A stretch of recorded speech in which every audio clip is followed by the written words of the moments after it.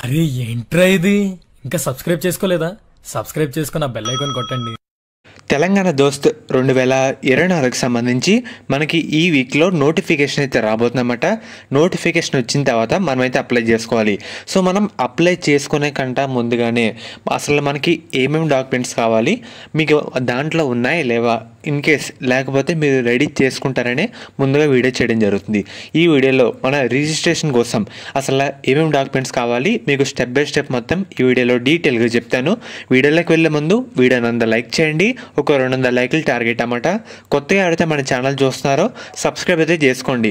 Last year కూడా మన ఛానల్లో తెలంగాణ దోస్త్ సీట్ అలాట్మెంట్ వరకు అప్డేట్స్ అయితే ప్రొవైడ్ చేయడం జరిగింది. మెయిన్గా మనకి డాక్యుమెంట్స్ విషయానికి వెళ్తే ఫస్ట్ మన ఆధార్ కార్డ్ అయితే కావాలి.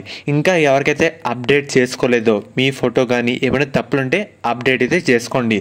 అండ్ అలాగే తర్వాత మీ మొబైల్ నెంబర్తో మీ ఆధార్ కార్డ్ అయితే లింక్ అయితే ఉండాలన్నమాట. లింక్ లేకపోతే లింక్ చేసుకోండి. ఇదైతే కన్ఫర్మ్గా అయితే లింక్ ఉండాలి.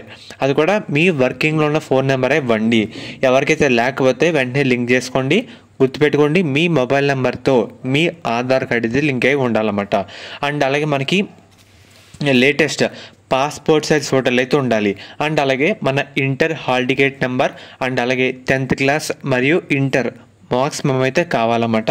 అండ్ అలాగే క్యాస్ట్ సర్టిఫికేట్ ఎవరికైతే కొత్తది లేదో క్యాస్ట్ సర్టిఫికేట్ అయితే పెట్టుకోండి. మనకి ఒక 1 వీక్ లోపే వచ్చేస్తుంది అన్నమాట. అండ్ అలాగే ఇన్కమ్ సర్టిఫికేట్ నెంబర్ కూడా ఉండాలి. అండ్ అలాగే క్యాండిడేట్ సిగ్నేచర్ అంటే మన సంతకం అయితే ఉండాలన్నమాట.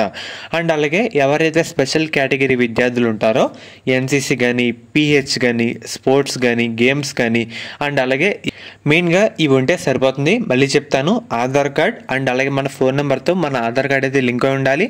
లేటెస్ట్ పాస్పోర్ట్ సైజ్ ఫోటోలు, inter hall ticket number, 10th మరియు ఇంటర్ మార్క్స్ మెమో, క్యాస్ట్ మరియు ఇన్కమ్ సర్టిఫికేట్, క్యాండిడేట్ సిగ్నేచర్ మన సంతకం, స్పెషల్ కేటగిరీ విద్యార్థులు వాళ్ళ సర్టిఫికేట్లు అన్నమాట.